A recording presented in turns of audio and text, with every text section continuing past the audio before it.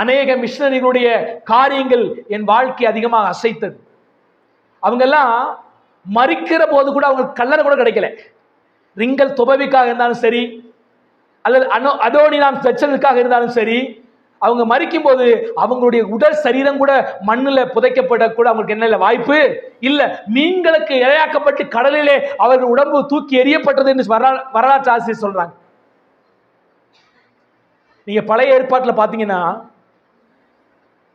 ஒரு மனுஷனுக்கு புதைக்கக்கூடிய இடம் கிடைக்கலன்னா அது கேவலமானதாக கருதுவார்கள். தெரியுமா உங்களுக்கு? பழைய ஏற்பாட்டில் ஒரு மனிதனை அவமானப்படுத்த வேண்டும் என்றால், ஒரு மனிதனை அசிங்கப்படுத்த வேண்டும் என்றால், அவன் செத்ததுக்கு அப்புறம் அவன் உடம்பை எங்க தூக்கி போடுவாங்க? ஆகாயத்து பறவைகளுக்கு, நிலத்துக்கு அப்படி மேல தூக்கி வீசுவாங்க. அப்படிப்பட்ட உடம்பு என்னன்னா அவமானப்படுத்தப்பட்டது. அப்படி யாராவது பைபிள்ல பார்த்திருக்கீங்களா? யாரையாவது அப்படி தூக்கி போட்டிருக்காங்களா? இவ்வளவு யோசிக்கிறீங்க? நிறைய சம்பவம் பைபிள் இருக்குது. இப்படி மரித்த உடம்பை புதைக்காமல், கனப்படுத்தாமல் தூக்கி என்ன செய்வது? போட்டு விடுவது.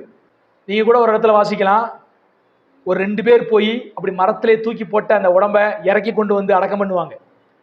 ஆண்டவர் எசபேலை குறித்ததான ஒரு தீர்க்கதரிசனம் சொல்லும்போது, அவருடைய உடம்பை அடக்கம் பண்ணுவார் இல்லாமல் அவர் சரீரத்தை நாய்கள் தின்று போடும் என்று சொன்னார். என்ன தெரியுமா? அவமான சின்னம். எந்த உடம்பு இப்படி மரியாதைக்குரிய விதமாக அடக்கம் செய்யாமல் போகிறதோ அந்த உடம்புகள் எல்லாம் நிலத்துக்கு எருவோட போடப்படுவதும் மரத்திலே தூக்கி வீசுவதும் பார்த்தீங்கன்னா அவமானப்படுத்துகிற ஒரு செயல். பழைய ஏற்பாட்டு முழுவதும் இதைத்தான் நம்ம பார்க்கிறோம். அந்த உடம்பை மரியாதைக்குரியதாக்கி அவங்களுடைய சொந்த கல்லறையிலே போய் ஊராரெல்லாம் சேர்ந்து வந்து அடக்கம் செய்வதுதான் அந்த உடம்புக்கு கொடுக்கிற மரியாதை. பழைய ஏற்பாட்டில் தான் வாசிக்கிறோம். இதை விட பிரசங்கி ஒரு வசனம் சொல்லியிருப்பாரு. அந்த வசனத்தை வாசிச்சிடலாமே. 6ஆம் அதிகாரம் 3ஆம் வசனத்தை வாசிக்கலாம். 6ஆம் அதிகாரம் 3ஆம் வசனம். நல்லா கவனிங்க. ஒருவன் 100 பிள்ளைகளை பெற்று அநேக வருஷம் ஜீவித்து தீர்க்காயுசை அடைந்திருந்தாலும் அவன் ஆத்துமா அந்த செல்வத்தால் திருப்தி அடையாமலும் அவனுக்கு பிரேத கல்லறை முதலா இல்லாமலும் போகுமானால் அவனை பார்க்கிலும் கருவழிந்த பிண்டம் வாசியான். 100 பிள்ளை பெற்றிருந்தாலும் செல்வாக்கு மிகுந்தவனா இருந்தாலும் பிரேத கல்லறை அவனுக்கு கிடைக்கலனா அவனை காட்டிலும் கருவிலையே அழிஞ்சு போன பிண்டம் வாசிங்கிறார். அப்ப பிரேத கல்லறை பழைய ஏற்பாட்டை பொறுத்த வரைக்கும் அந்த கல்லறை என்பது எவ்வளவு முக்கியங்கிறத புரிஞ்சுக்கிறீங்க. ஏன்னா கல்லறை தான் ஒரு மனிதனை கனப்படுத்தக்கூடிய ஒரு விஷயமாக அன்றைக்கு பார்க்கப்பட்டுச்சு. அதனால இன்னைக்கும் என்ன தெரியல, நிறைய கிறிஸ்தவர்கள் கல்லறையே தேடுவான். பரலோகத்தை காட்டில அவனுக்கு என்ன தேவை? கல்லறை இருக்கா? கல்லறை கல்லறை கல்லறை.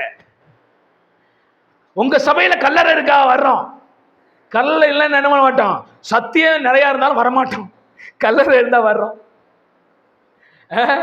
நல்லா கவனி. அப்ப பழைய ஏற்பாட்டை பொறுத்த வரைக்கும் கல்லறை கிடைக்காத ஒரு மனிதனுடைய அந்த சரீரம் அவமானமாக கருதினார்கள். ஆனா புதிய ஏற்பாட்டில் எப்படி தெரியுமா? புதிய ஏற்பாட்டு கிறிஸ்தவர்களுக்கு அநேகருக்கு கல்லறையே கிடைக்கல.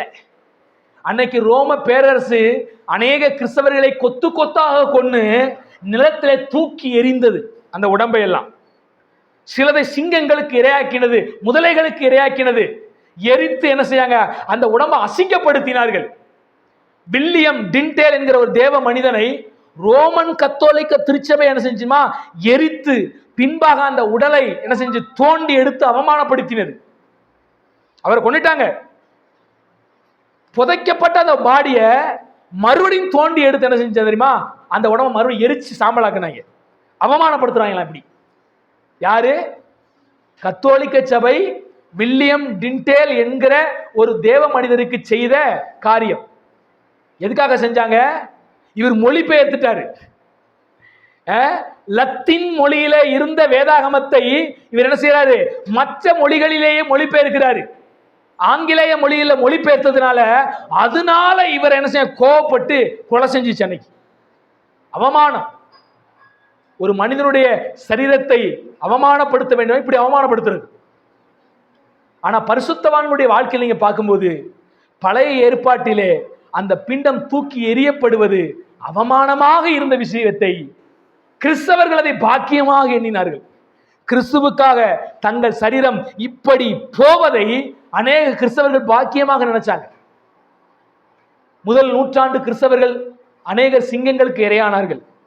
அநேகருடைய உடல்களை தூக்கி நிலத்திலே தொங்க விட்டு விட்டு போயிடுவாங்க, மரங்களிலே தொங்க விட்டு விட்டு போயிடுவாங்க, நிலத்திலே தூக்கி போட்டு விட்டு போயிடுவாங்க. அப்படிதான் அன்னைக்கு அவங்க சரீரத்தை அவமானப்படுத்தினார்கள். ஆனாலும் அதையெல்லாம் அவங்க எப்படி நினைச்சாங்க? பாக்கியமாக நினைச்சாங்க. உண்மையான தேவனுடைய பிள்ளைகள் இயேசுவுக்காக அவமானப்படுத்தப்படும் போது நம்ம அதை எதை தான் நினைக்கணும்? பாக்கியமாக நினைக்கணும். நம்ம இயேசுவும் நமக்காக என்ன அடைந்தார்? அவமானம் அடைந்தார். அவர் நீங்க பாத்தீங்கன்னா அவர் உயிரோடு இருக்கும் போது அண்ட சராசரத்தின் படைச்ச தெய்வம் அவர் தாடி மயிரை பிடித்து இழுத்து அவமானப்படுத்துகிறார்கள். கண்ணை கட்டி கோலில் அடிச்சு அவரை அவமானப்படுத்துகிறார்கள். நீ தீர்க்கதரிசியானால் உன்னை யார் அடித்தது என்று சொல்லு என்று சொல்லுகிறார்கள். முகத்திலே காரி துப்பி அவமானப்படுத்துகிறார்கள். எப்படி எல்லாமோ அவரை அவமானப்படுத்தி நம் தேவன் என்ன செய்யறாங்க? அதனால தேவனுடைய பிள்ளைகளாகி நம்முடைய வாழ்க்கையிலையும் இயேசுவுக்காக வர்ற அவமானத்தை பாக்கியமாக என்ன செஞ்சாங்க? அன்னைக்கு இருந்த கிறிஸ்தவர்கள் அதனாலதான் அவமானத்தை கூட பாக்கியமா நினைச்சாங்க.